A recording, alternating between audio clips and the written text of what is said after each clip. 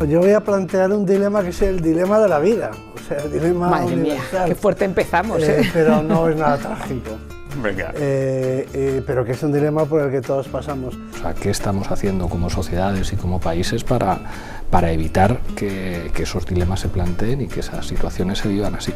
Es como la burbuja en la que vivimos, ¿no? Estamos hablando de que ya no es solo a qué clase pertenecemos, sino dentro de eso estamos en el mal llamado primer mundo, que es una burbuja. El tema no es eso, sino que probablemente muchos de los directores piensan en mujeres de 60 años como han sido sus madres. La acusación de adoctrinar a todo lo que plantea un discurso, digamos, político nuevo en la ficción me parece muy interesante porque revela, digamos, dónde están los movimientos ideológicos.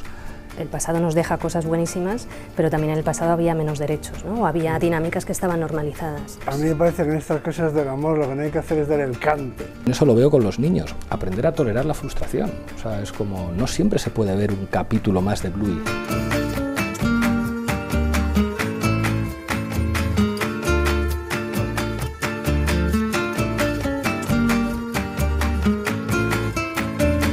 Bueno, venga, empezamos una nueva edición de la Cena de los Idiotes. Juan Luis Arzuaga, buenas noches. Hola, ¿qué tal? Olga Rodríguez, ¿cómo estás? ¿Qué tal? Buenas noches, bienvenida. Buenas noches. Pablo Iglesias, bienvenido a la Cena de los Idiotes. Un placer.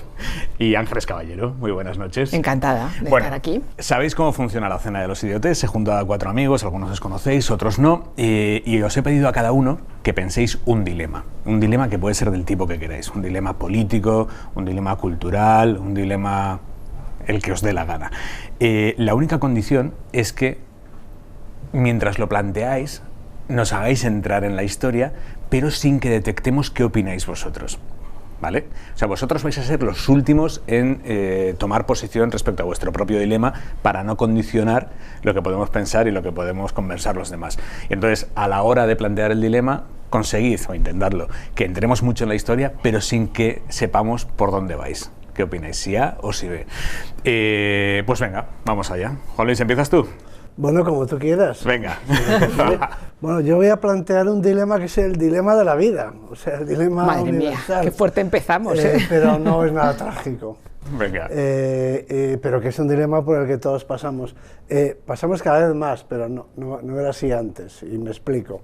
Decía Ortega y Gasset, que tenía explicación para todo, decía una frase que a mí me impresionó mucho, y es que nuestros padres nos dan la vida, pero nos dan la vida sin hacer, no está hecha. Y eso no deja de ser curioso, porque si tú naces lince, sabes lo que vas a ser de mayor, lince. Si naces ciervo, sabes lo que vas a ser de mayor, ciervo. Si nacías carpintero en la Edad Media o en la generación anterior a la nuestra, sabías lo que vas a ser de mayor, carpintero. Si nacías pescador, hace 20 años todavía, ya sabías lo que ibas a ser de mayor, pescador. Pero ahora, nuestros hijos y nosotros, quizá, no sabemos lo que vamos a ser de mayores. Es decir, que tenemos que tomar una decisión trascendental, que es lo que vamos a hacer, porque ya no nos dan la vida hecha, nos la dan por hacer. Esto tiene mucha miga, porque se ha incluso podido medir, o se ha estudiado, que en aquellas sociedades en las que te dan la vida hecha, por ejemplo, en sociedades pues de tipo religioso, por ejemplo, sí, en las que ya te dan hasta el matrimonio, hasta te dicen hasta con quién te vas a casar, dice que te dan resuelta la vida, que eliminan todas las incógnitas de la ecuación de tu vida, te dan resuelta la ecuación, el grado de satisfacción y de felicidad es mayor. Y ¿Es mayor? Sí, el número de suicidios es menor. O sea que hay que pagar un precio por ser libre, ¿no? El que no te den la vida hecha tus padres, eso es una crisis, puede producir angustia. Es un problema a resolver, porque nadie te lo ha resuelto. Es más cómodo que te lo resuelvan y luego quejarte si quieres, ¿no?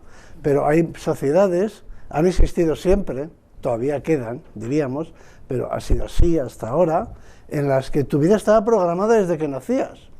Con lo cual, el problema vital, el problema existencial, te lo han resuelto. Y eso, por lo visto, resulta claro, que elimina los problemas de tu vida y te da un cierto confort, lo que Nietzsche quizá habría descrito como el calor del establo, pero calor a fin de cuentas, ¿eh?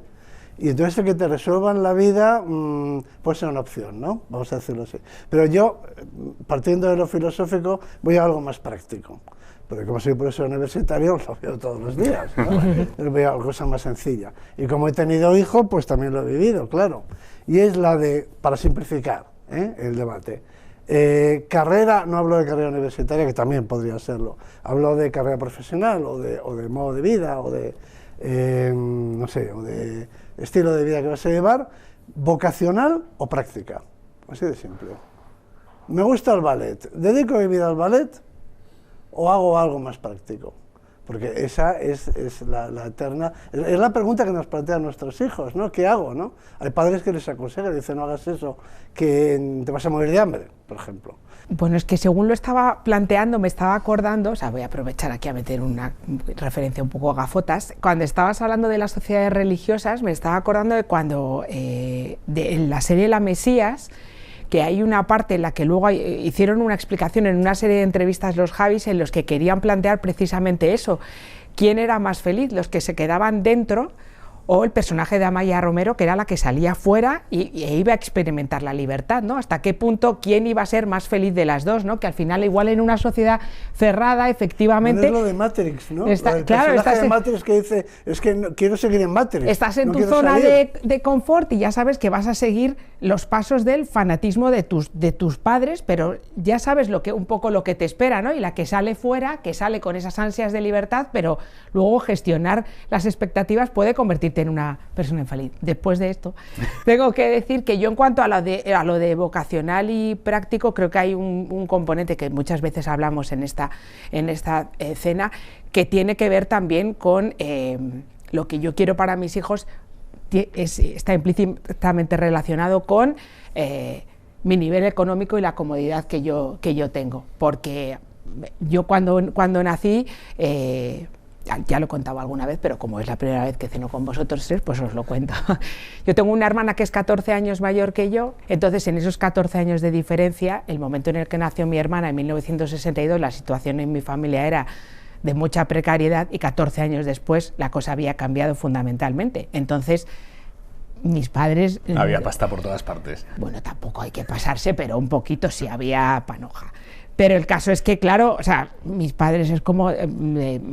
haz lo que quieras, estudia lo que quieras y no te condiciona. Entonces yo ahora, si mis hijos quieren ser bioquímicos, poetas, pues me va a parecer bien y yo creo que queda muy bien, de hecho, el decir sigue tu vocación y sigue tu instinto, pero porque inevitablemente estoy pensando, porque si te la pegas, aquí está mamá con un colchoncito, la nevera llena y ya veremos luego lo que pasa, pero entiendo que si estás en una familia con una situación muy precaria, tienes la oportunidad de estudiar, pues y te dice, me gustaría ser, estoy diciendo poeta y bailarín, como si no fueran carreras en las que puedes tener un nivel de vida digno y cubrir tus necesidades, pero claro, igual diría, mira, esto está muy bien, pero hazte derecho o hazte una carrera, o si puedes, haz matemáticas, sé programador o sé ingeniero, si tienes la oportunidad, porque eso te va a garantizar un puesto y por lo menos que tengas tus necesidades económicas cubiertas. No significa que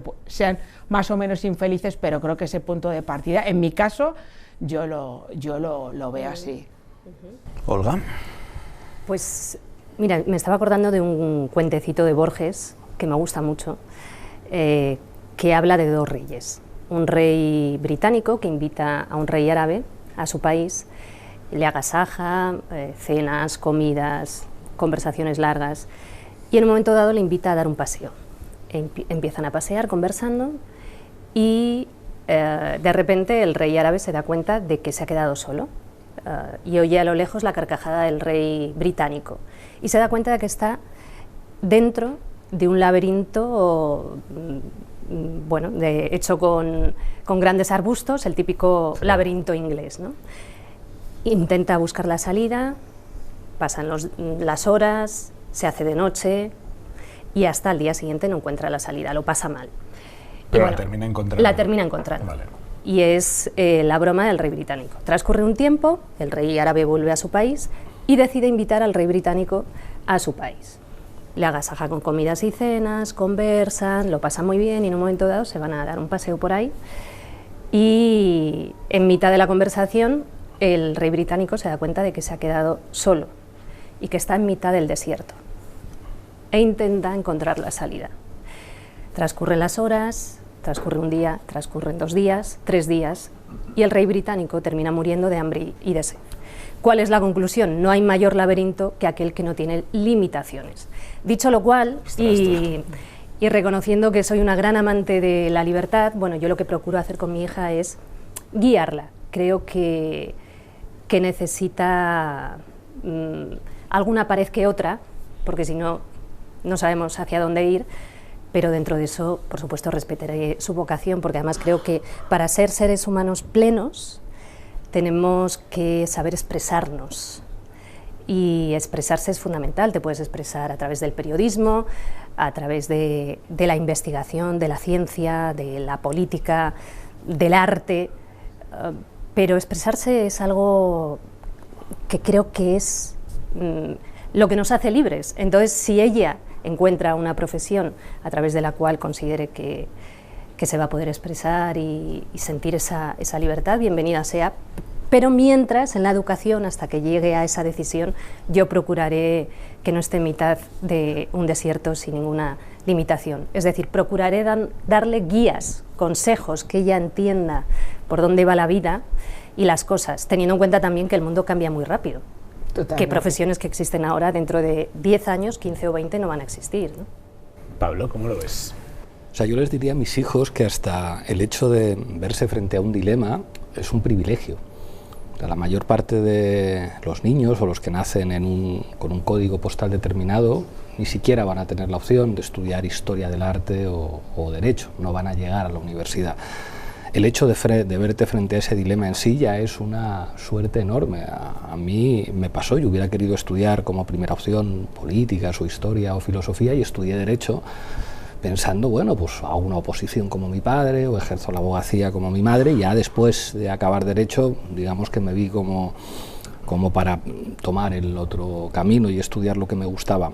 Pero en sí mismo, hasta el hecho de poder elegir, es una suerte que la mayor parte de la gente no tiene. O sea, yo no creo que hayamos cambiado tanto. La mayor parte de los humanos del planeta nacen y prácticamente tienen muy poquitas opciones. Somos una minoría los que nos podemos plantear algo tan hermoso como decir, sigo mi vocación y estudio arte o me dedico a estudiar algo que tenga más salidas. Entonces, intentaría que mis hijos tuvieran conciencia de ese enorme privilegio, o sea, que no se ahogaran frente al dilema, que en el fondo, mira, o sea, estudies historia del arte o estudies derecho, lo fundamental no te va a faltar, y sin embargo, si te asomas a la tele verás que hay muchos de tus pares que tendrían los mismos derechos que tú, que no van a tener ni siquiera esa opción de elegir. Yo me estaba preguntando, de todas formas, ¿realmente las mujeres que a los 14 años las casan son más felices que las que podemos elegir con quién casarnos? O sea, yo creo que ahí habría que especificar muchas cuestiones, ¿no? ¿Sentiste mucha frustración cuando decidiste estudiar Derecho? O sea, tu vocación no era el Derecho. O sea, me lo tomé de una manera militante, entendiendo la militancia como un poco dar sentido a algo. Yo entonces ya militaba en las Juventudes Comunistas, entonces me parecía que ser abogado estaba bien, que no era lo que a mí me apetecía, que no era lo que a mí más me gustaba, pero que tampoco era una opción tan terrible, que no era como que tenía que ir obligado a algo que no me gustara nada. Claro, si me hubieran hecho estudiar una carrera de ciencias, pues supongo que lo hubiera pasado muy mal, porque no tenía ningún tipo de vocación de eso. Pero Derecho no era mi primera opción, pero tampoco era para tanto. Y luego, o sea, en fin, que hay que, también eso lo veo con los niños, aprender a tolerar la frustración. O sea, es como, no siempre se puede ver un capítulo más de Bluey, no siempre se puede estar media hora más sin irte a la cama, no puedes tomarte 2 huevos fritos para desayunar, con uno es suficiente, en fin, o sea que tolerar la frustración es educarse. Juan Luis. Bueno, vamos a ver, yo por ejemplo, no me gustaría hablar de nosotros, ¿no? Pero en mi caso, yo hice en mi época, que fui del PREU todavía, luego si aprobabas pasabas, en el caso de ciencias, a un curso que se llamaba selectivo, que era un curso común, selectivo de ciencias. Entonces, si aprobabas el selectivo, podías elegir entre física, química, biología, geología, matemáticas, medicina, farmacia. Es decir, que yo estaba ahí, lo aprobé y dije, ¿qué hago? Soy farmacéutico, soy médico, soy biólogo, soy químico, soy físico. Es decir, que había un abanico de posibilidades ahí, ¿no? Entonces no es lo mismo ser médico que ser biólogo o que ser geólogo. Hay grandes diferencias en lo que va a ser el desarrollo de tu vida profesional y personal, porque a lo mejor si eres geólogo, pues estás trabajando en otro continente, ¿no? Porque donde hay recursos naturales, o te puede llevar muy lejos, te puede cambiar la vida.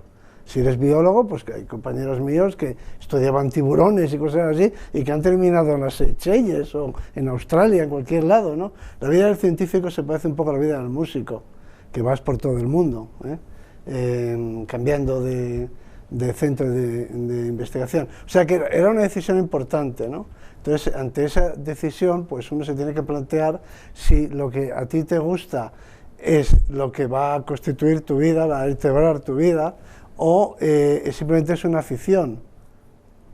O sea, a todo el mundo le tiene que gustar la naturaleza. Tenemos que educar a la gente para que la disfrute.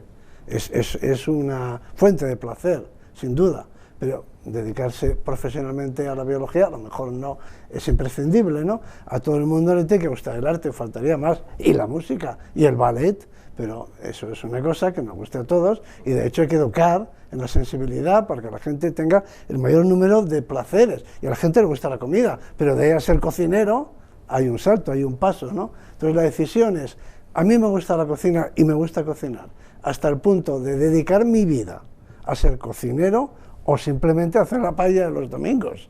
Esa es la diferencia, porque a nuestros hijos les pasa, a mí me vienen muchas madres que dicen que sus hijos están obsesionados con los dinosaurios, y que quieren ser paleontólogos, los tuyos, los de todos. O sea, ¿a qué niño no le entusiasman los dinosaurios, no? Pero bueno, de ahí ¿Y por qué crees que les fascinan tanto los dinosaurios? Porque son fascinantes, así de simple, y los leones, y los osos, y todo, porque es fascinante, ¿no? Pero vamos, de ahí a dedicar tu vida a la paleontología como yo he hecho, ¿no?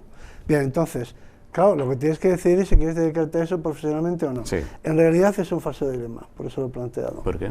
Porque el auténticamente vocacional no tiene elección. Realmente no tienes elección.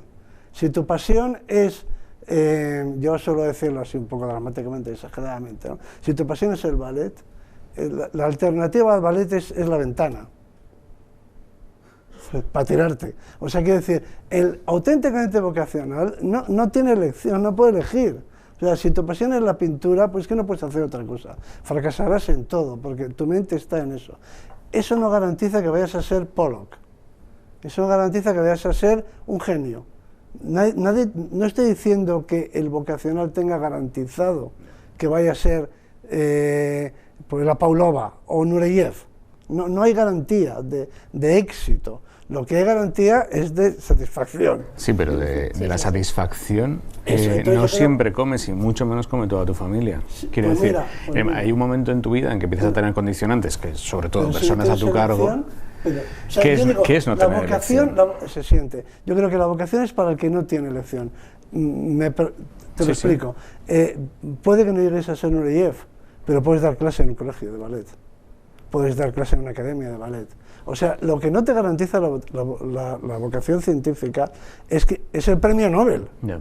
Nadie te dice que por tener mucha vocación vayas a ganar el premio Nobel. Lo que te dice es que vas a llevar una vida dedicada a aquello sin lo cual no puedes vivir. En otras palabras, que yo creo que es un falso dilema, porque es como el amor, como decía, la mejor definición del amor es la de un soneto de Lope de Vega. ¿Cuál es? El que lo probó lo sabe. O sea, es que se reconoce. Entonces, el que tiene auténtica vocación, verdadera vocación, es que no puede vivir de otra manera. Pero pongamos, no lo sé, o sea, por chincharte un poco, pongamos que tú puedes vivir de tu vocación, pero vas a llevar una vida con penurias, o que vas a ir muy justo, tú y tu familia. Creo que además en este caso, aprovechando que tengo 4 padres en la mesa, tú y tu familia vais a llevar una vida muy ajustada. Y sin embargo, si renuncias a un trabajo vocacional y lo conviertes en tu hobby y dedicas tu vida laboral a otra cosa que te gusta mucho menos, que posiblemente te queme mucho más, pero que te garantice una nómina mucho más alta, que haga que tú y tus hijos tengáis una vida muchísimo más... ¿Ves cómo era un buen dilema? No, era buenísimo. O sea, ante eso ¿qué? Pues ante eso tienes una crisis. Hay una cosa que recomiendo, no la recomiendo yo, la recomiendan los gurús de la educación, y es no pasar directamente del instituto a la universidad. Es decir, estar un año trabajando, pero no mantenido por tus padres, ojo. Que el año sabático, que muchos me dicen que, pero mis hijos están en Londres de año sabático y tal, digo, pero ¿quién les paga el piso, no? O sea, quiero decir, de verdad, trabajando de verdad, a lo mejor en Mozambique, en un hospital, o donde sea, o fregando platos, da lo mismo, trabajando de verdad por fregando tu cuenta. Platos. Por tu cuenta, muchos trabajando, sí, vamos, sí. Entonces, no es para ponerse así de extremo, o sea, lo que viene siendo trabajar.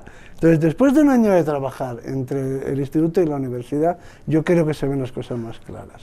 ¿Seríais capaces de renunciar a un trabajo que os llene para elegir un trabajo que no os llene en absoluto, pero que llene mucho vuestra cuenta corriente? Pero eso cada uno tiene que hacer si es pregunta. por necesidad, si es para llegar a fin de mes, no me queda otra. Si es para ser rica, yo creo que no lo haría. Yo entiendo que mucha gente lo haga. Pero... No para ser rica, o sea, que cuando hablamos de ser rico nos planteamos no tienes pasta por todas partes, no, para que tus hijos vayan absolutamente desahogados en su vida, ¿sabes? Es un dilema de clase media. O sea, es como, voy a vivir muy sobrado o voy a vivir más justo, digamos que haciendo lo que me gusta. Bien, esos son los términos del dilema. La mayor parte de la gente no puede plantearse ni siquiera el dilema. Ya es una suerte podérselo plantear. De hecho, alguien que diga, mira, yo gano lo justito, yo a lo mejor no me puedo ir de vacaciones y no puedo hacer ciertas cosas, pero es que hago lo que me gusta, es como tú eres un privilegiado. La mayor parte de la gente ni siquiera se le ha planteado la opción de desarrollar su vocación, porque es como, no tengo opción. O sea, yo no tengo un dilema entre estar forrado de pasta o ganar poquito. O sea, es como ni siquiera me han planteado la opción de hacer lo que a mí me gustaría. Entonces, yo creo que es importante no perder esa perspectiva. A mí también me gustaría que mis hijos, cuando acabaran el instituto, se fueran un año a trabajar. Porque es verdad que si tienes que lavar tu ropa, sabes lo que cuesta ganar el dinero, o sea, yo creo que la madurez que se adquiere viviendo fuera de tu casa y ocupándote de tu propia vida, después se traduce en una madurez para tomar elecciones. Pero también es un privilegio de clase media que los niños se puedan ir un año, no a Londres mantenidos por papá y mamá, sino a Londres a trabajar de kitchen porter. También es un privilegio porque sabes que es mentira. O sea, tú estás en esa cocina trabajando con migrantes y no sé qué, y vas a conocer muchas cosas, pero sabes que coges el avión de vuelta y papá y mamá te asegura... al colchón, claro, o sea, es como calentita, al turismo por la precariedad. La decisión tomada. Total, y dices, buena decisión. Ya sé lo que no quiero ser. Totalmente, Claro, y tomas sí. conciencia además de lo que es la vida. Pero si O tienes, sea, si vuelves, tienes un si botón de vuelves, extracción porque es no soportas completamente eso, distinto. porque no soportas el trabajo, resumidas cuentas, ya te has aprendido una lección. Total, pero incluso aunque lo soportes, puedes tomar conciencia de la suerte que tienes. O sea, es como verte un año trabajando con alguien que no puede volver a su casa a ir a la universidad, ya es una lección de vida para saber lo que valen las cosas, para saber la suerte que tienes. Yo le recomendaría eso también, pero sin perder de vista que es un dilema, como que ya tener un dilema ya es una suerte. O sea, que la mayor parte de la gente no tiene dilemas. Es como, hay muchas mujeres que no están en el dilema de me gusta Juan o me gusta Paco, es que me van a casar con este Paco, viejo, sí. claro. A mí me parece ese planteamiento, yo creo que al final es inevitable que los dilemas al final los acabas trasladando a lo que tú tienes, y muchas veces también te sirve para tener conciencia eso del privilegio. Ahora que hablamos del tema de la posibilidad de elección, yo mis dos hijos que están en el instituto ahora para típico viaje un poco de fin de curso, yo les pregunté a los dos, ¿os apetece ir? Sí, claro. Pero es que dándome cuenta de que yo tenía la posibilidad de desembolsar el dinero para los dos viajes, y entonces no sé si se va a llenar el viaje, porque claro, es que muchos, pues sus padres no pueden pagarlo, y de repente pensé, pero claro, tú eres idiota, Ángeles Caballero, porque pues claro, y yo aquí como plan de, bueno, a ver si al niño le apetece ir. ¿Y cómo terminó la historia? Van los dos al viaje. Va los dos, claro, entonces, ¿qué decir? Pero la posibilidad de decirles, ¿te apetece? No es... Tienes muchas ganas porque tendríamos que hacer un esfuerzo, yo tendría que trabajar un poco más, pegar un poco el acelerón, sino de ¿queréis ir o no? Sí, pues ala, Pues ya dame el está. papel que te lo relleno y está apuntado ya en la cocina cuando se va uno y cuando se va el otro. Y eso puedes decir, o sea, tienes también dos opciones de reaccionar a esto, en plan de a mí, plin, lo que le pase al resto de tal, o decir, caray, o sea, qué suerte tienes, y de paso aprovechar para darles una pequeñita chapa, que es Claro, ser claro. conscientes de que aquí esto, ¿sabes? ¿Pero Es qué edad tienen esos niños? 16 y 13. Pero ahí volvemos a lo del Y entonces desierto es y un las poco, claro, limitaciones, ¿te ¿no? quieres ir? Toma, pásatelo bien, ten cuidado. Sí. ¿Qué ¿Sabes? decías, Olga? Que esa sea toda tu preocupación. Que ahí volvemos a lo del desierto y las limitaciones. Claro. Yo creo que en la educación se necesitan muchas limitaciones, que tiene que ver también con el tema de los valores, incluso. Para mí está muy vinculado, ¿no?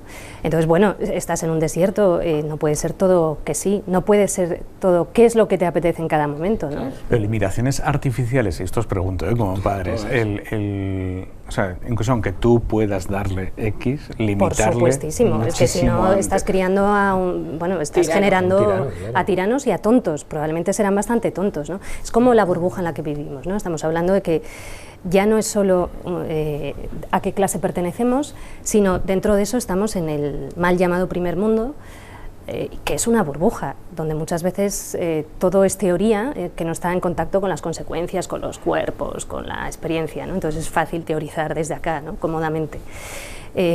Yo quiero que mi hija salga de esa burbuja y conozca otras realidades. Evidentemente es una privilegiada de este primer mundo, clase media, pero que conozca otras realidades y que forje todo tipo de amistades. Creo que eso le puede enriquecer y le puede dar claves para tomar decisiones en su vida posteriormente. Venga, vamos con el siguiente dilema. Caballero, ¿vas tú? Es que aquí después de citar a Lope de Vega y Borges, a ver ahora yo por Pero es buena la cita de Lope de Vega, Era muy que lo buena, promueve, totalmente. Hay que ser ¿sabes? disruptivos. Mejor hay que pensar, sí, ahora. Sí. Venga, caballero. Vale.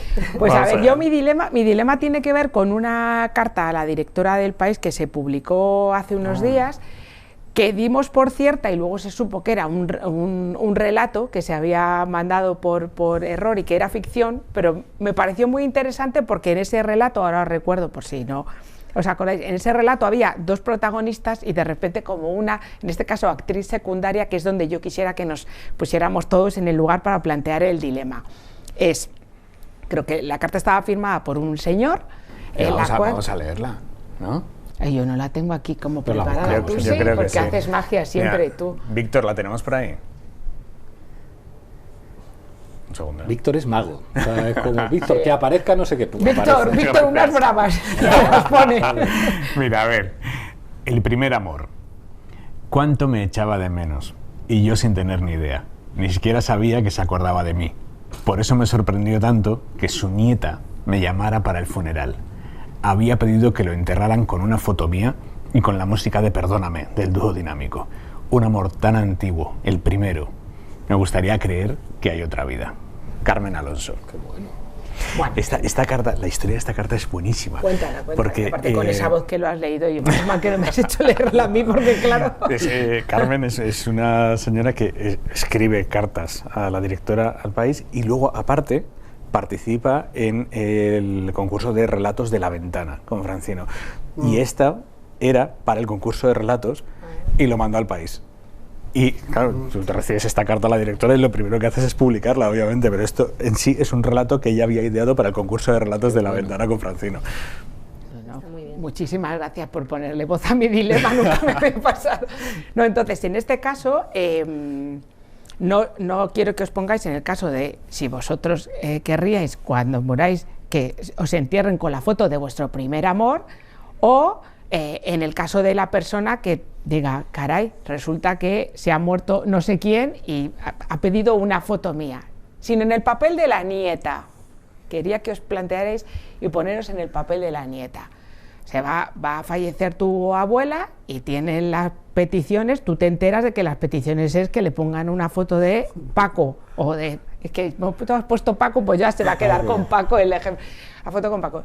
Si no, lo que quería plantearos, si vosotros se lo haríais saber a Paco, o os callaríais, esta es una decisión que ha tomado vuestra abuela para que le entierren, entre las cosas con las que le entierren sea la foto de Paco, pero si tú te pones en contacto con Paco y le dices, Paco, ha pasado esto con mi abuela, ¿se lo dices Y Paco se entera o no se lo El dices. problema no es Paco, Es tu abuelo. Es tu abuelo, claro. O sea, Claro, es que aquí necesitamos saber, hay abuelo, o sea, ella está casada, ella tiene Alzheimer, porque hay veces que vuelves a... Claro, yo lo quería... Es verdad que vuelves a... Claro, vuelves a tu infancia, adolescencia o a tu primer amor. pero para que sea un dilema. Ella ha dicho que quiere dormir, que Vale, ella- enterrarse con la foto de Paco, Claro. pero ahí está su marido actual, con el que ha estado 40 años, Está y casada, tú vas no a se ha tomar divorciado, la ni No nada. decisión sabemos no nada, sabemos. no sabemos de nada. decir, abuelo estaba Invéntatelo. enamorada de otro, de Paco, no de ti, tú la has aguantado 40, pero Paco es el que... Claro, es que esta es la información, o sea, podría adornarla, pero esta es la información. Entonces tú eres, es como en plan de, mira, la abuela ha pedido que le entierren con una estampa de la Virgen del Pilar y la foto de Paco. ¿Ella ha pedido que Paco sea avisado Claro, o esa no? parte tampoco la sabemos. Yo me atendría Faltan entonces datos. a sus peticiones. Sus peticiones exclusivamente la foto. Exclusivamente, porque pero si no ha avisas a pedido Paco. que avisemos a Paco, por algo será. Esa es mi... Yo no. Tú avisas a Paco. Yo viví con... No, yo censuraría las pretensiones de mi abuela. Si hubiera podido, tengo una abuela que se murió y escribió unas últimas voluntades en las que ajustaba cuentas con algunos hijos con los que estaba enfadada, pero claro, se las escribió Eso en es un un momento temazo. emocional de su vida, Ya. que era como que mi hija, no sé quién, tal. Si yo tengo la decisión de tal, yo rompo eso. Es decir, que yo voy a permitir que una hija tuya viva el resto de su vida amargada por lo que escribiste un día que estabas cabreada y escribiste las últimas voluntades. Yo ahí hubiera dicho, como es tu abuela, se va ¿Y tu contigo. criterio está por encima del de tu abuela? Pues en la medida en que está muerta y hay una responsabilidad hacia los vivos, sí, hay que... A ver, yo ahí lo veo más hay claro que porque hay un decidir. conflicto claro. Aquí no sabemos si hay marido. Si hubiera marido yo me lo pensaría. Si no lo hay, ¿por qué no voy a poner a Paco? Si no lo hay, pero que tú no hay dilema. Ya. Claro. Claro, por eso decía que te inventes que tiene un marido. Vamos a hacer que Venga, tiene sí, marido. claro, total, Venga, claro, tiene claro. marido. Bueno, pues en ese caso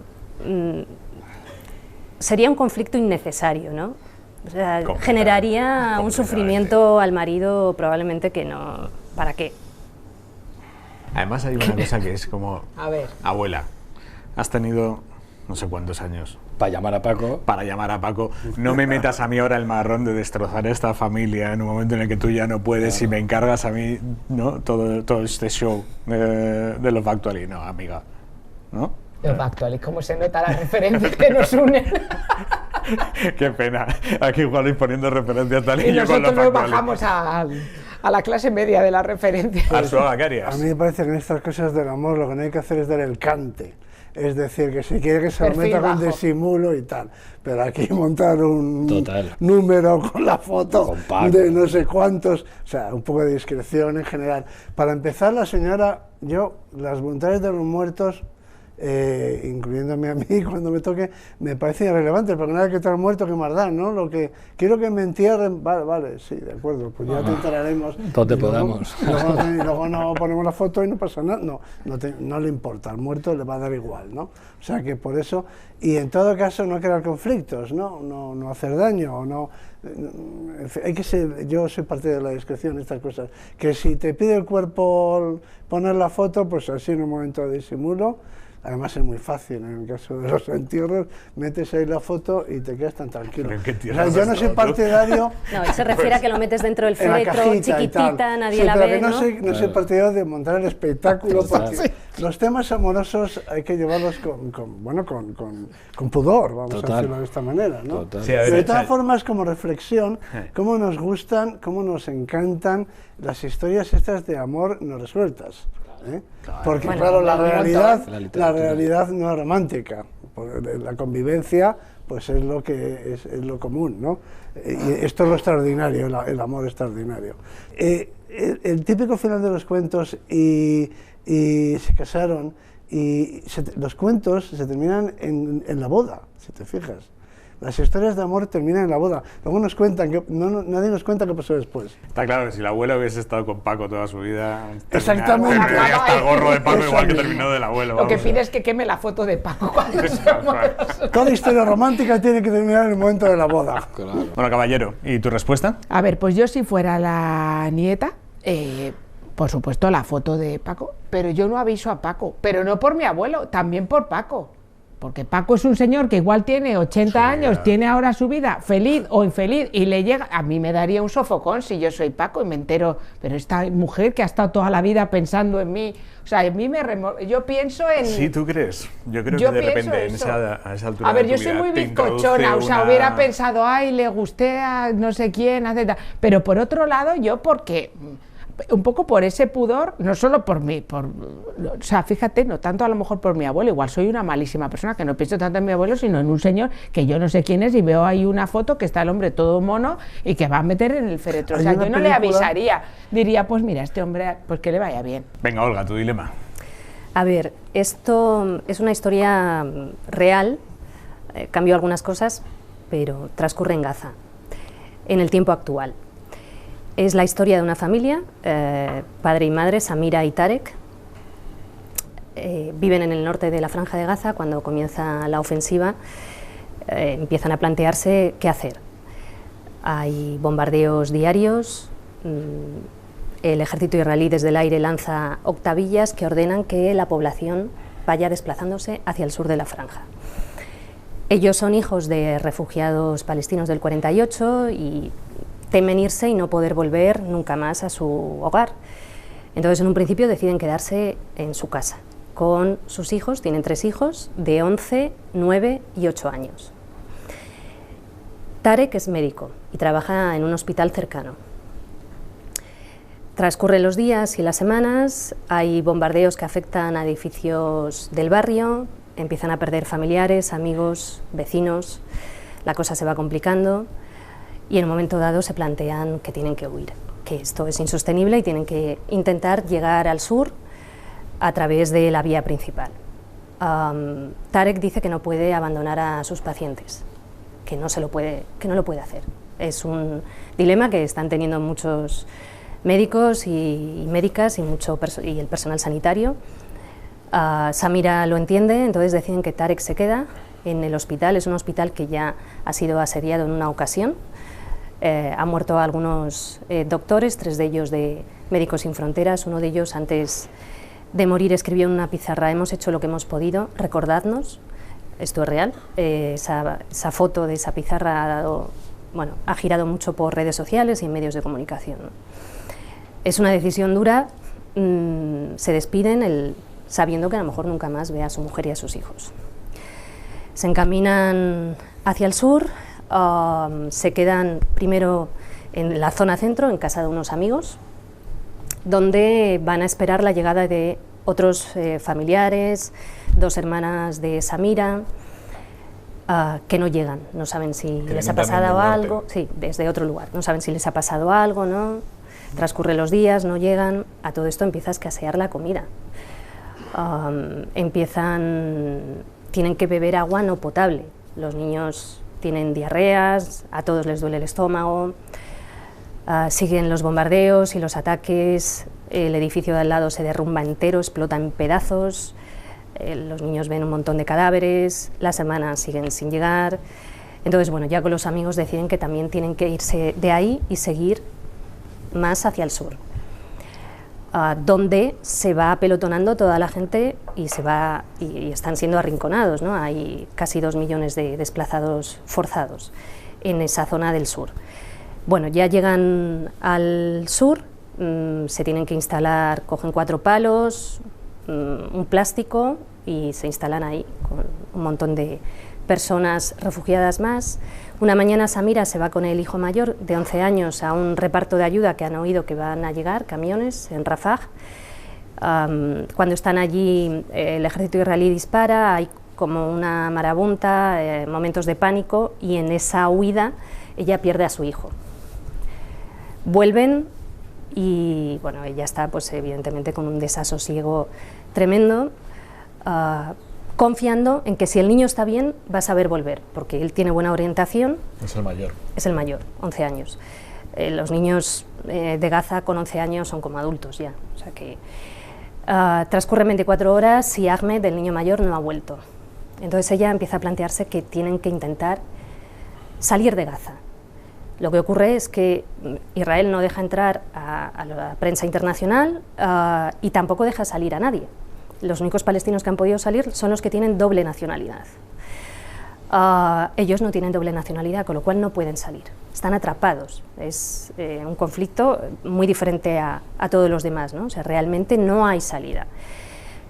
Hay un ataque justo donde están ellos, esto ocurrió ayer o antes de ayer, han muerto 11 personas, han resultado heridas más de 50, entre ellos varios niños. Y saben que para salir la única opción es pagar el soborno, porque teóricamente no pueden salir, pero en la frontera egipcia pues hay sobornos. La media son 9.000 o 10.000 dólares por cabeza. Solo tienen para uno. ¿Qué haces?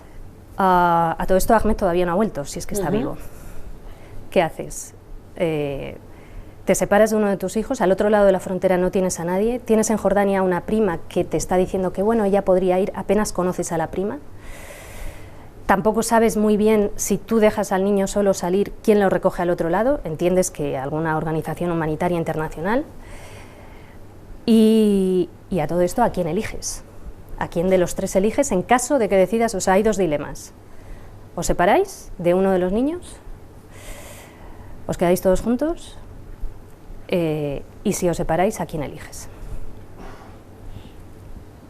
Esto es un dilema que en estos momentos están teniendo miles y miles de familias en Gaza. Pablo. Recuerda la elección de Sophie, una mujer judía que cuando llega al campo de Auschwitz tiene dos niños pequeños, uno más mayor y una más pequeña, y le dicen que tiene que elegir a uno, cuál se queda con ella y cuál va a la cámara de gas. Y finalmente la madre elige que vaya a la cámara de gas la niña más pequeña porque entiende que tiene menos posibilidades de sobrevivir y se queda con el niño más mayor. Claro, la historia es que ella acaba suicidándose porque es un tipo de elección que te persigue siempre, aunque sea perfectamente racional. Tengo que elegir a uno y elijo al que tiene más posibilidades y al otro le condeno a la muerte. El problema es que, claro, lo que está planteando Olga no es una ficcionalización de la realidad, no es algo que queda, digamos, encapsulado en la historia de los nazis en Auschwitz, es lo que está pasando hoy, todos los días, con la complicidad de nuestros gobiernos que permiten que Israel siga haciendo eso. Entonces, en realidad, hay un dilema y un subdilema. El dilema de la madre, que es como yo no querría verme en esa elección, de hecho, o sea, siendo padre, lo de Gaza me resulta insoportable, o sea, cada vez que veo cuerpos de niños muertos, o sea, no puedo evitar imaginarme a los míos y entonces, o sea, de hecho me extraña, o sea, que no haya ciudadanos árabes en Europa que se tomen la justicia por su mano, que sería algo perfectamente humano con el sentimiento que provocan esas imágenes. Pero hay un subdilema que es un subdilema social. O sea, ¿qué estamos haciendo como sociedades y como países para evitar que esos dilemas se planteen y que esas situaciones se vivan así? ¿Y harías? No lo sé. No lo sé. O sea, es algo tan espantoso desde la perspectiva humana que no sé lo que decidiría en un momento así. Puedes imaginar lo que es lo racional, ¿no? O sea, es como pagar para que salga como Sophie, tu hijo con más posibilidades de sobrevivir, en este caso el mediano, ¿no? de los que tiene, pero o sea, es para volverte loco. Creo que es la primera vez que me siento incapaz de responder a ese dilema, precisamente por eso, por el punto real y porque me doy a mí misma mucha vergüenza ajena si me intento poner, o si hago el ejercicio de ficción de ponerme en el lugar sabiendo además que es no solo en este caso, en el caso de Samira, sino la cantidad de Samiras que hay en estos momentos. Entonces, lo que se te ocurre es desde nuestro punto de vista en esta sobrecena, ¿no? En la que estamos aquí perfectamente climatizados y bien iluminados y en armonía. Entonces, o sea, ¿qué vas a decir? Pues quédate con los niños porque una madre no puede separar, o sea, me rechazo a mí misma, ¿no? Pronunciando eso y al mismo tiempo intentar plantear como si fuera una especie de elección, prácticamente como si fuera, ¿qué haces? una porra, ¿sabes? Entonces, ¿y qué criterios utilizas? Entonces me siento, efectivamente, o sea, yo me siento incapaz de ponerme en ese lugar. Hay otras veces que podemos hacer, incluso con dilemas que no son precisamente fáciles, ¿no? O tienen un punto de intensidad, pero en este caso, con ese planteamiento, yo me reconozco incapaz, porque también, o sea, cualquier escena que podemos ver en redes sociales, en medios de comunicación y tal, es aplastante, ¿no? Cómo lo trasladas a esos rostros y esos cuerpos, a los cuerpos con los que nosotros convivimos en casa. Entonces yo no puedo, perdóname, Olga, pero no puedo, la verdad. Me resulta estremecedor, sí. Juan Luis. Bueno, pues si tienes que decidir, no lo sé, es una situación hipotética como podría ser la del Titanic o la de un barco o la de cualquier otra situación en la que tienes que decidir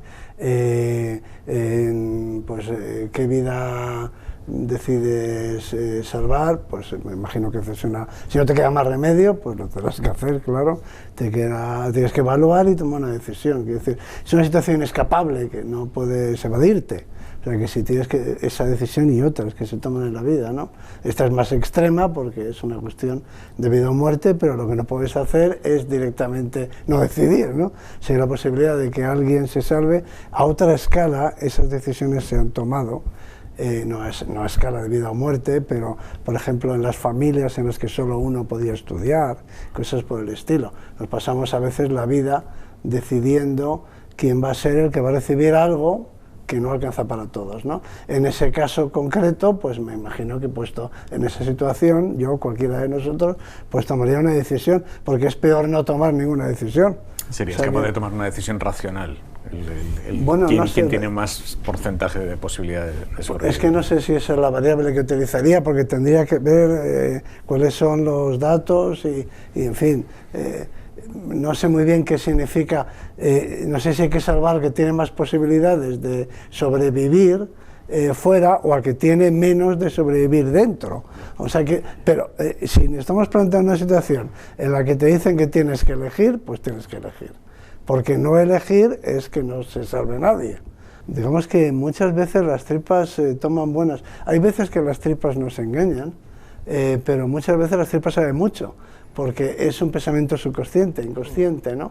El cerebro elabora mucha información y a veces nos la presenta en forma como de intuición o como de sentimiento. Tú no sabes por qué, pero crees que esto es lo correcto, ¿no? A veces hay que hacer caso a las tripas. Olga, ¿tienes respuesta para tu dilema? Tengo la respuesta de lo que han decidido de momento. Creen que posiblemente si no hay alguien al otro lado no le van a dejar salir. Entonces primero se van a garantizar que la prima de Jordania pueda llegar hasta allá, a Egipto, cruzar el Sinaí y llegar a la frontera con Rafah. Y van a intentar hay muchos gente desde Gaza que tiene redes sociales y que está pidiendo dinero fuera a través de sus cuentas de Instagram y gente desde Occidente lo está ingresando. Van a intentar recaudar para otro, con la esperanza de que si Ahmed llega, que en estos momentos no sabemos aún dónde está, bueno, pues puedan salir dos, ¿no? Los dos mayores y ya se quede con el pequeño.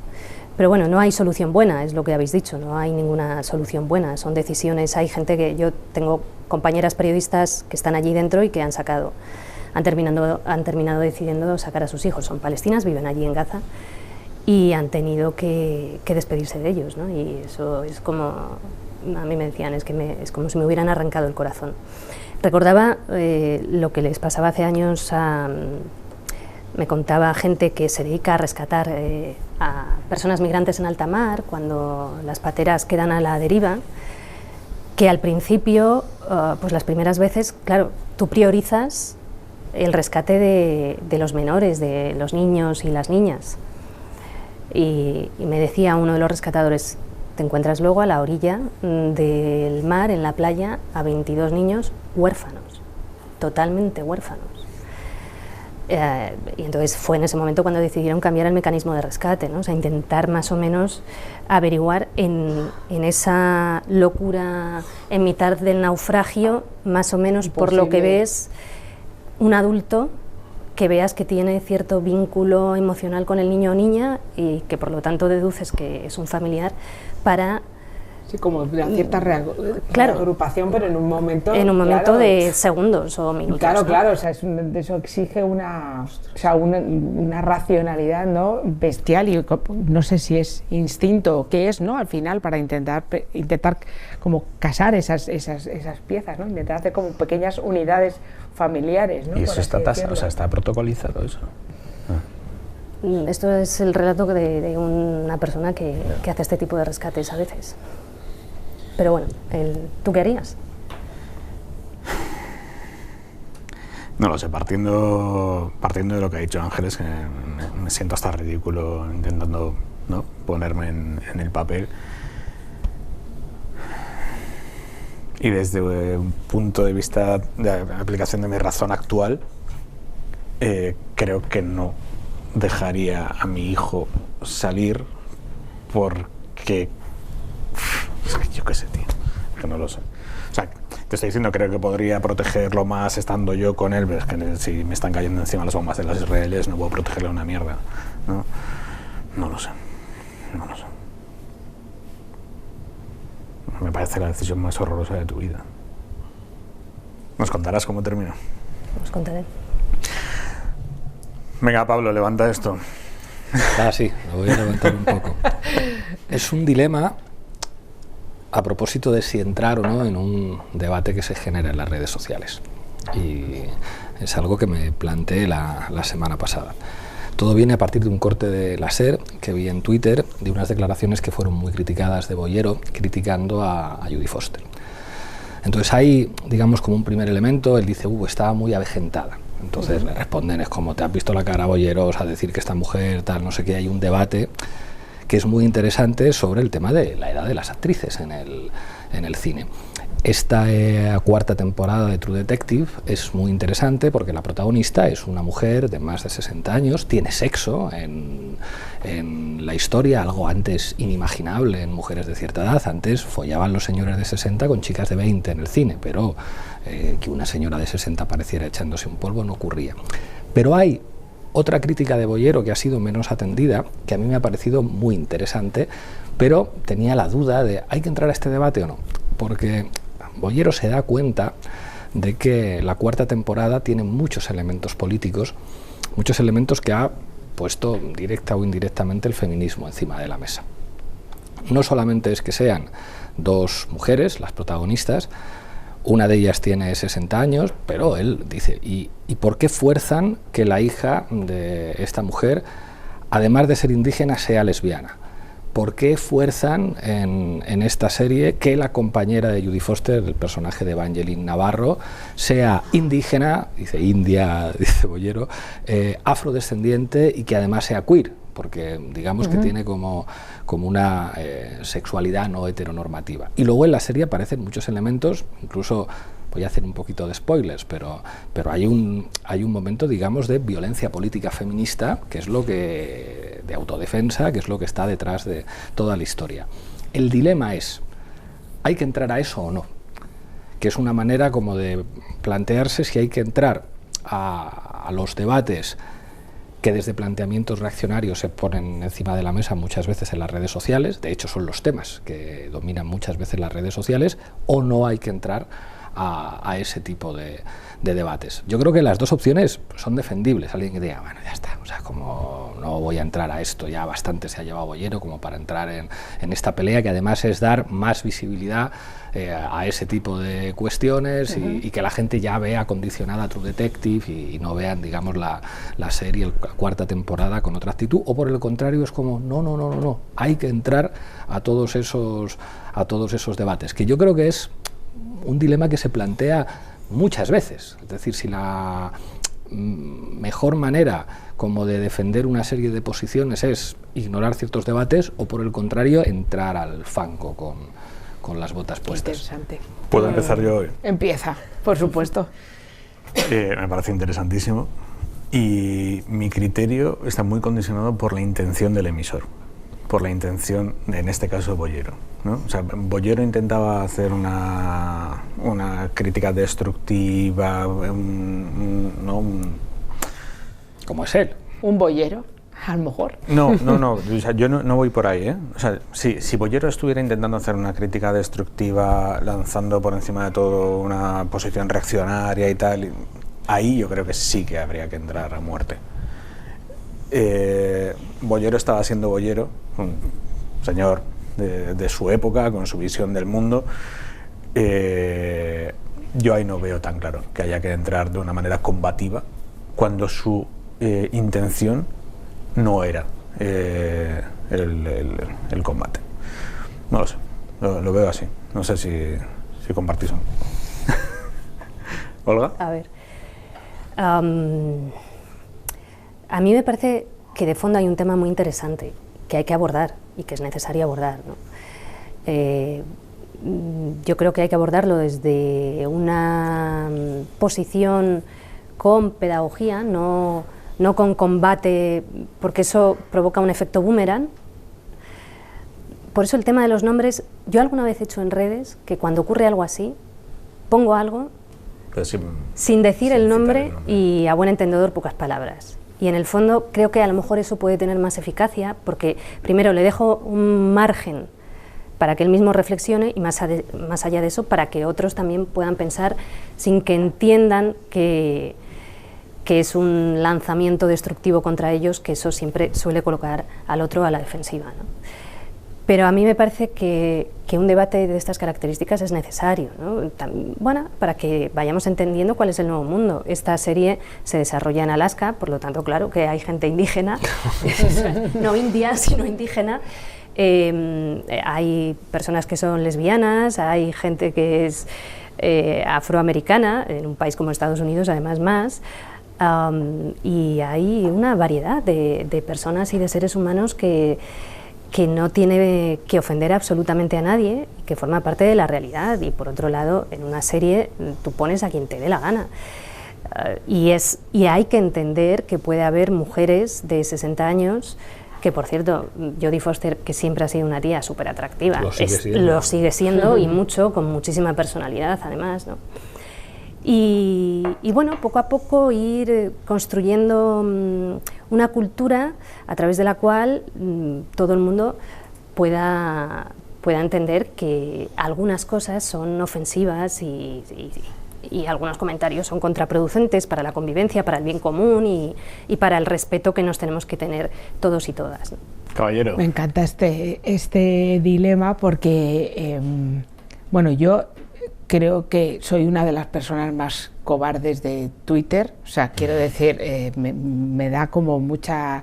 Y cuando escribo algún artículo y me vienen las hondonadas de odio, que probablemente no se parezca nada a la de algunos de los presentes aquí que han recibido y de otras parejas que tengan o personas que tengan cercanas, o sea, yo soy una micropartícula, pero yo lo paso fatal. Entonces, como lo paso fatal, pues procuro no entrar en este tipo de charcos. Es una manera muy cobarde a la que tengo de afrontar las redes sociales porque lo sufro mucho e incluso cuando lo he intentado plantear en un artículo que te dan un ligero espacio para hacer algo medianamente reposado. Entonces, el entrar en ese debate en redes sociales me parece interesante, pero no para ejercerlo yo, porque me llevo luego muchísimo, o sea, es un punto de vista muy egoísta, ¿sabes? De yo no quiero disgustarme, que se disgusten otros. Que liberen esta batalla. Exacto, no, claro, pero es verdad que hay en todo este planteamiento en concreto de esa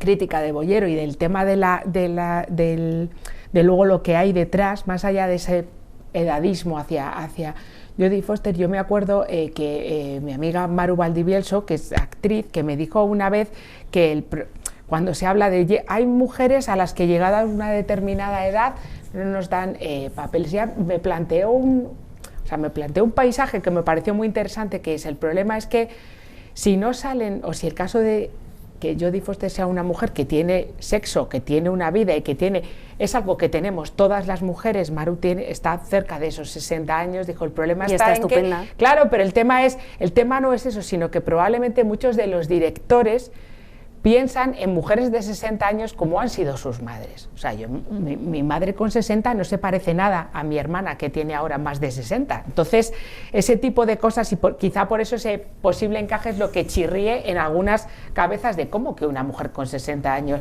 hace así y se queda en pelotas en una escena y tiene una escena de sexo salvaje y maravilloso probablemente. Pero bueno, lo que yo he venido aquí a decir es que no busquéis pelea conmigo en redes sociales, que no me peleo con nadie y luego me hacéis llorar.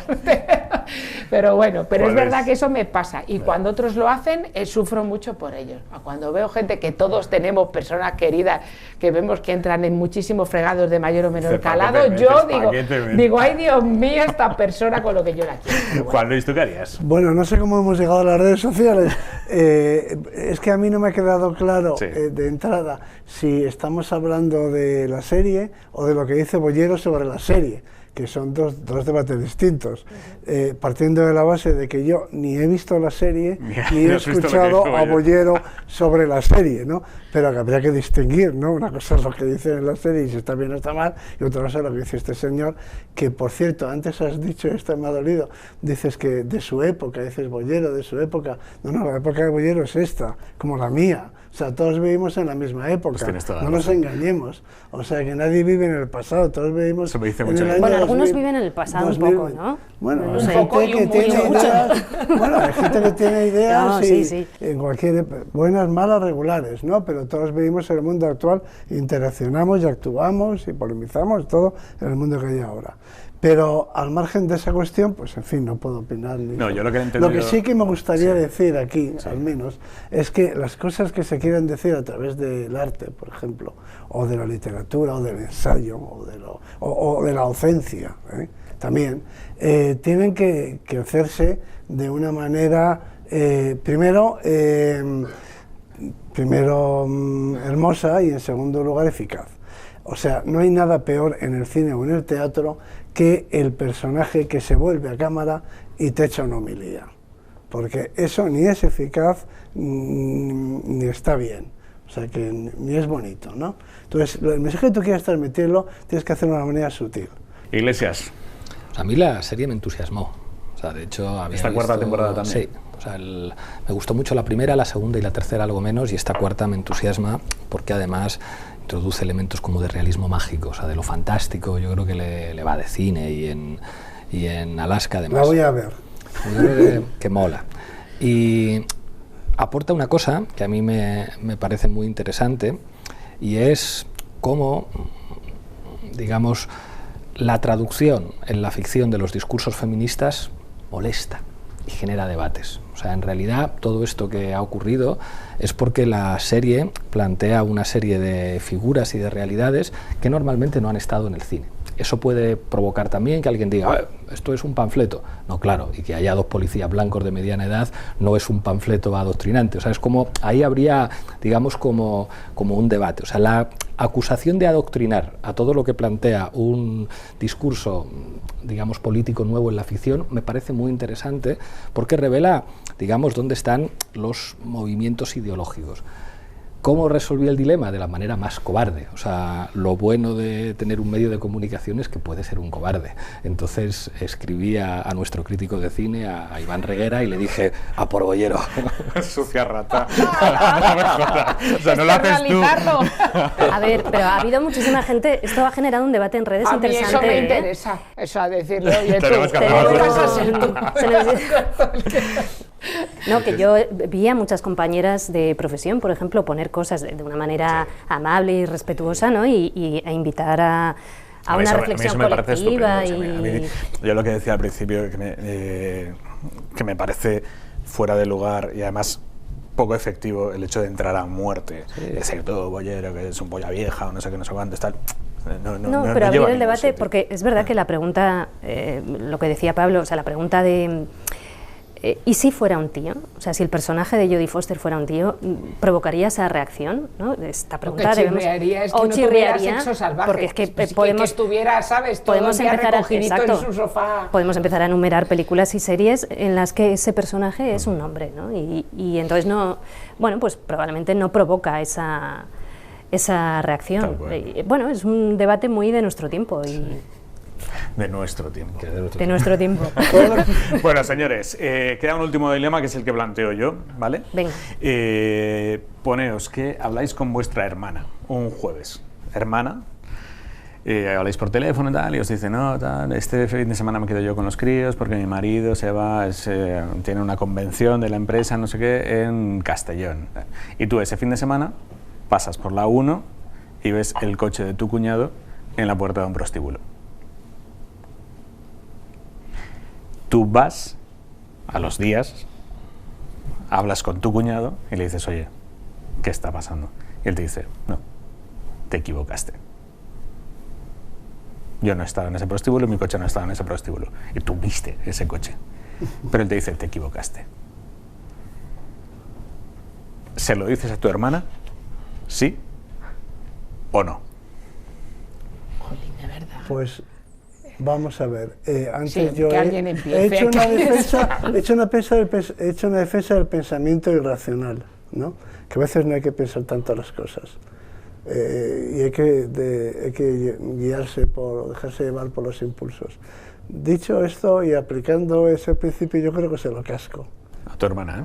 O sea, digo, quiero decir, posiblemente no llegue al nivel de análisis científico que debería hacer, y me dejaría llevar por mis vísceras, ¿no? Y se lo cascaría. Las tripas. Sí, no, quiero decir que probablemente no llegara a la fase esa. Tal vez debiera, si hay suficiente tiempo por delante, es posible que pudiera analizarlo fríamente, ¿no?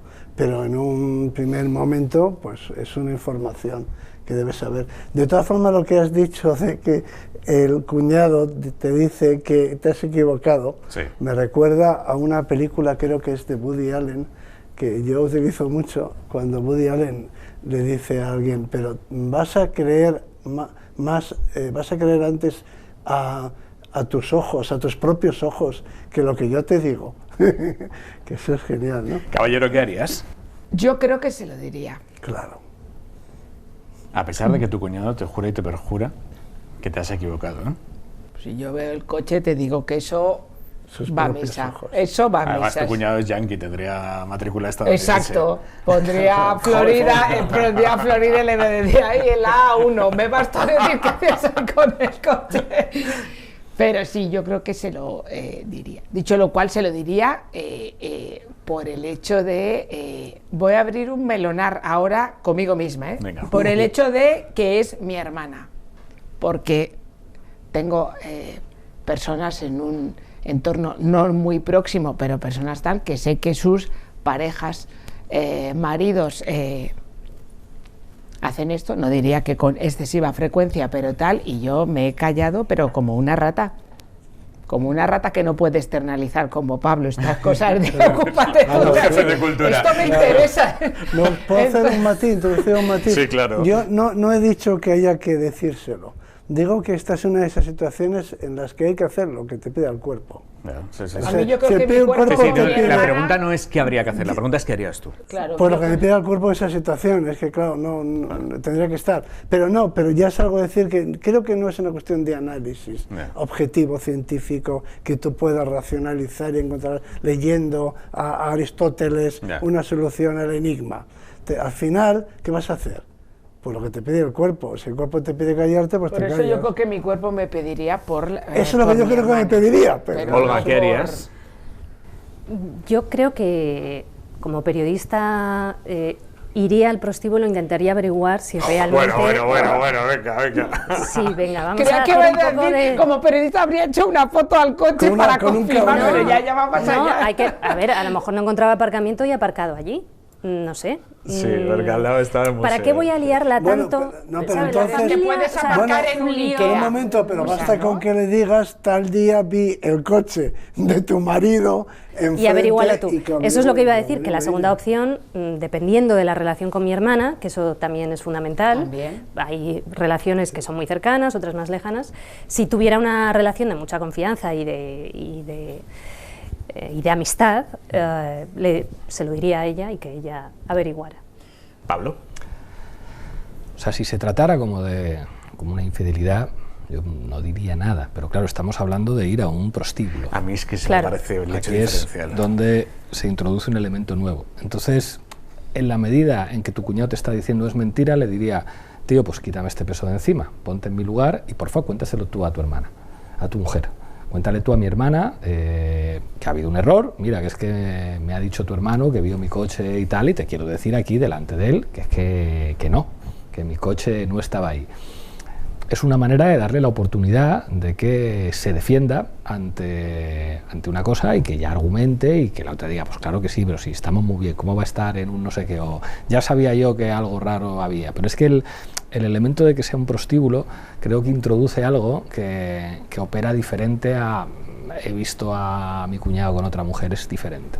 ¿Y si vieses a tu cuñado con otra mujer? No lo contaría. ¿No Eso se lo me contarías a parece- tu hermana? No, porque me parece que eso es muy íntimo de la pareja.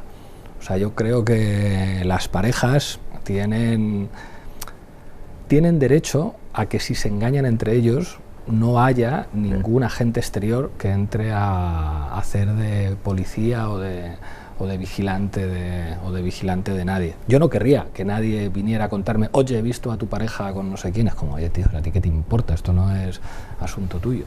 Estoy completamente de acuerdo. Yo pienso como lo has planteado, porque en un primer momento cuando pensé en este dilema, lo planteé, en mi cabeza estaba planteado con, has visto a tu cuñado poniéndole los cuernos a tu hermana, con tal. Y en ese punto yo, creo que nadie sabe realmente cuáles son los códigos en las parejas, qué quiere saber cada persona, qué tal. Pero el elemento del prostíbulo introduce unos grados de despreciabilidad brutales, ¿no? Un grado de explotación y demás, que yo sí que creo que mi hermana tiene derecho a conocer. Sí, pero Fíjate, aquí- en el pasado estaba más normalizado ir al prostíbulo, hablando del pasado, ¿no? O sea, la expresión el pasado es, bueno, en el pasado nos deja cosas buenísimas, pero también en el pasado había menos derechos, ¿no? O había dinámicas que estaban normalizadas. Y esta estaba muy normalizada, ¿no? Pero claro, tiene un componente añadido que sin duda marca la diferencia en este dilema. Pero Pablo, en realidad lo que ha planteado es la diferencia entre lo privado y lo público. Quiero decir, una cosa es lo que haga tu pareja en la intimidad y que solo se entere ella, y otra cosa es algo que se haga de una manera ya, en fin, para todos los públicos, que lo sepa todo el mundo, Ya. que son situaciones diferentes. El prostíbulo tiene eso, que es una cosa aparte de otras, ¿no? Pero vamos a trasladarlo a una situación en la que todo el mundo, en su trabajo, en su oficina, donde sea, ¿no? Una cosa de este estilo, que eso ya te mueve más a decirle, oye, sabes que, en fin, que esto es una cosa... Ya, si todo el mundo conociera que tu cuñado le está poniendo los cuernos a tu hermano, pues eso sí que... Sí, yo fíjate, sin embargo, que en este caso me parece que, desgraciadamente, tal y como mi forma de ser y de enfrentarme al mundo, sí que creo que la prostitución, por desgracia, no pertenece para nada a ese pasado. Quizá hay otras formas un poco más No, sofisticadas. lamentablemente no. Te entiendo, pero bueno, se han abierto cada vez más espacios y más caminos que la están colocando en otro lugar, Y ¿no? yo creo, a mí hay algo, a lo mejor también por el hecho de tener hijos adolescentes, en los que me parece que una de las... el feminismo nos ha traído y nos trae permanentemente cosas muy maravillosas, pero también en el lado oscuro y perverso está, aquí cerca de aquí, que hay una asociación que ayuda a rescatar a mujeres que están esclavizadas por la prostitución. Lo que te dicen es la absoluta banalización por parte de los adolescentes del hecho de que tienen la prostitución como una alternativa de ocio, como la de... O sea, de hecho, las frases que escuchan en los institutos es: me sale más barato irme de putas que el invitar a una tía al cine, que igual luego ni me la follo. Es así. Entonces a mí o sea, lo llevo como muy... este tema me... intuitivo respecto a la evolución de Sí, nuestras sociedades. pero ¿no? O sea, fíjate, o sea, quiero decir, o sea, o sea, yo que fui además eso, a un colegio concertado de monjas donde éramos solo chicas, pues te imagínate ahora el hecho de que mis hijos en un instituto donde tienen hombres y mujeres feministas, combativos, estupendos, que además a mí me sirven para yo soy un dinosaurio para mis hijos, claro, y entonces de vez en cuando hay cosas que me plantean que yo en mi cabeza no habían entrado hasta hace un cuarto de hora, y sin embargo también te hablan de justo lo contrario, o sea, esa vuelta a ese pasado que sabemos un poco cuál es, y el hecho de la banalización, de utilizarlo como el que dice, voy a ver una serie, voy a ir al cine, vamos a ir de botellón, pero esto por 10 euros, 15 euros, pues ya está. O una cosa también muy terrible, que es lo que hago con esta persona no lo hago con mi novia. Fíjate, es que yo creo que una cultura de derechos humanos, afectivo-sexual, y una cultura de paz también, en estos momentos tan belicistas, debería atravesar por completo el programa educativo desde la tierna infancia hasta la universidad incluida. Creo que sabríamos relacionarnos mucho mejor, respetarnos mucho más y construiríamos sociedades mucho más sanas. Señores, lo dejamos aquí por hoy. Muchísimas gracias por venir, ha sido un gustazo. Ha sido un placer. Esta cena con vosotros. Un placer. Gracias.